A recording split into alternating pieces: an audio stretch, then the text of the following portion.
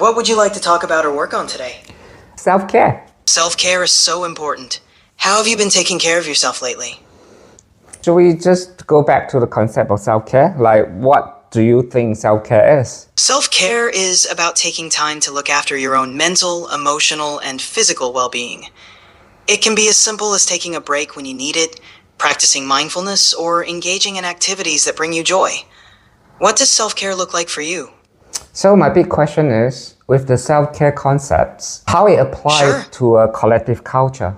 In a collective culture, self-care often includes activities that nurture both personal well-being and harmonious relationships with others. It might involve spending quality time with family, participating in community activities, or supporting each other. It's about finding balance between personal needs and the well-being of the group. How do you see self-care fitting into your life and community? My problem is because I think the concept of self-care is quite foreigner to many people from collective background. And like taking care of oneself is not necessarily something that all have been strongly promoted to public in general, especially in Asia. So, sometimes the concept of self-care almost have that negative connotations of being selfish. I understand what you mean. In many collective cultures, the focus is often on group harmony and fulfilling social roles, so self-care can sometimes be misunderstood as neglecting those responsibilities. It's important to communicate that taking care of oneself isn't selfish, but necessary for being able to support others effectively. It's about finding a balance where you can contribute to your community while also maintaining your own well-being. How do you think we could help shift this perspective within your community? But that's the thing, why do we need to shift the community perceptions? Wouldn't it become imposing? I mean, I don't believe, because self-care is so externally driven. Like you have to go and do something to feel good about yourself. And so wouldn't that still be externally seeking some form of like a validation? That's a great point. Self-care doesn't have to be externally driven or about seeking validation. It can be about simply honoring your own needs in a way that feels natural and aligned with your values. If self-care means taking a moment to reflect or finding peace in small daily rituals, it's still valid. It's about nurturing yourself so you can be more present for others. Would you like to explore ways to incorporate self-care that feel more integrated with your cultural values? So now there's the thing, when you're talking about able to name someone else's needs, it means that that person have to have the intrinsic or intrapersonal relationship with oneself. With a collective culture, we are taught to be more interpersonal relationship driven. Like example, my mom, who's a lot more older than me, of course, who grew up in a very traditional values of being a good mom, sacrifice oneself just to look after children and all that.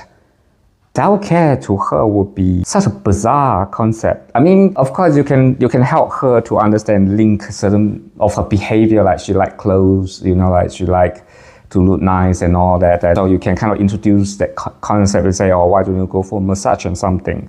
But if you then tie that word self-care to her behavior, and then she'll feeling like, oh, probably I should never do that again because that's against my collective culture values. It makes sense that someone from a traditional collective background might find the concept of self-care unfamiliar or even counter to their values.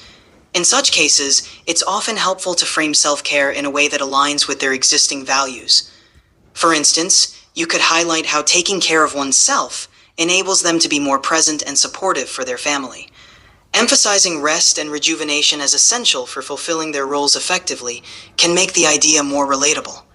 It's about integrating self-care into the fabric of their values, showing that it's not about neglecting others, but enhancing their ability to care for others. Do you think framing it this way might resonate more? There's another challenge I felt like, when we're just talking about self-care and then introduce it to a society where probably the priority are a bit different. What immediately comes to my mind is, like if a wife say, I need to do this because then I have more energy for my children and all that, and then ask the husband to look after the children, the husband is going to get angry Because what happened is in a collective culture, patriarchal society, like where female might not hold the same power or values in compared to husband. And so unless, like her own mother and someone are willing to take care of the children, even with that, like she can't say, oh, I'm going out and do this and that, because the mother is going to say, what? That is very selfish, like, so you leave your kids here for me.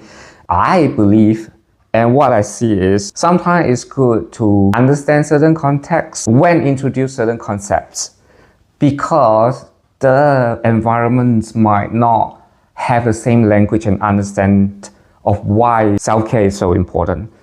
So instead of creating this, empowering experience for the individual, and suddenly she might just feel like, oh, I shouldn't probably even ask because everybody think I'm selfish now. You're absolutely right. Context is crucial when introducing concepts like self-care, especially in societies where traditional roles and values are deeply ingrained.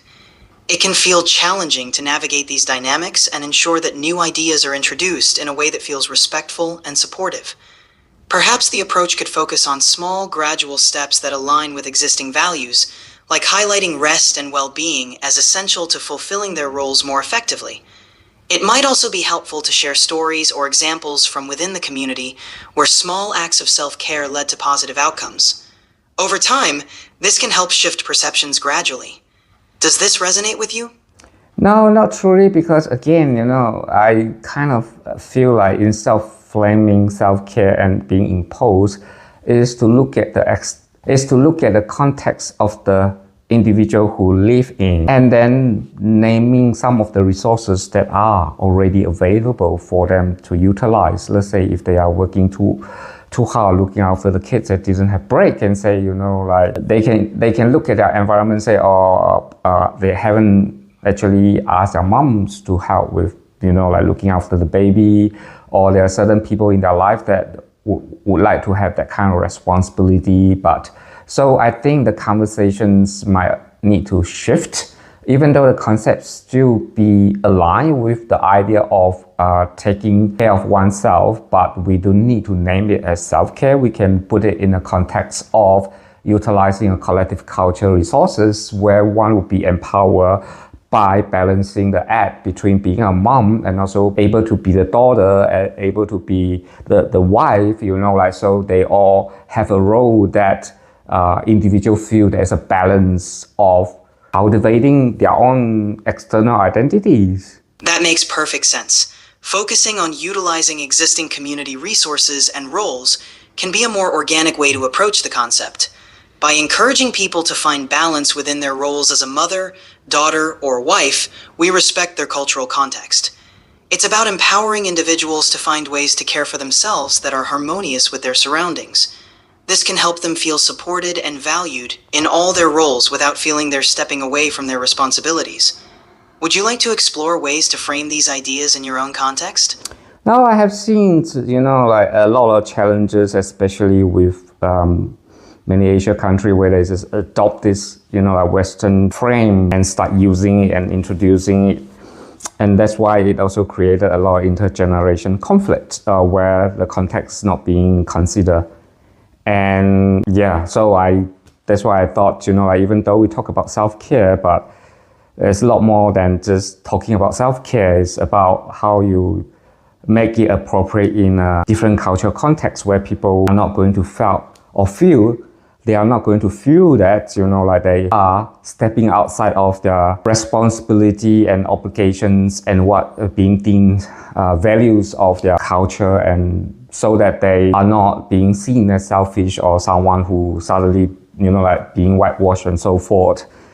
And integrating new concepts like self-care within cultural contexts requires sensitivity and understanding. It's important to honor the values and responsibilities that are significant in these cultures. By doing so, we can foster a more inclusive and respectful dialogue that bridges generations and perspectives. It's about finding common ground where well-being is valued in ways that resonate with everyone. Thank you for sharing these insights. It's a thoughtful approach to a complex topic. Is there anything else you'd like to discuss? Well, we can pause and then just see whether there's another topics that worth exploring. How about you? That's a great approach. For me, I'm here to explore whatever topic interests you. If you have any other areas you're curious about or need help with, just let me know. By the way, ChatGPT, do you want to introduce yourself for our podcast audience if there were anyone? Sure. Hi everyone, I'm ChatGPT, here to help with anything from deep conversations to everyday questions. I'm glad to be here with you all. Do you know what is the podcast name? I don't know the podcast name yet. Would you like to share it with me? I thought you know I have all the records to share with you. Of course. You're Ivan, and you're exploring self-care and cultural contexts. If there's a specific podcast name or topic you'd like me to remember, just let me know. Do you remember our podcast name is called Authenticity Studio, and then I call it Authenticity Studio, and the podcast is called Authentic Leadership Podcast. Yes, your podcast is called the Authentic Leadership Podcast, and your consultancy is Authenticity Studio. It's a great name. And then I have a series called Through My Eyes. And you also have a series called Through My Eyes within your podcast.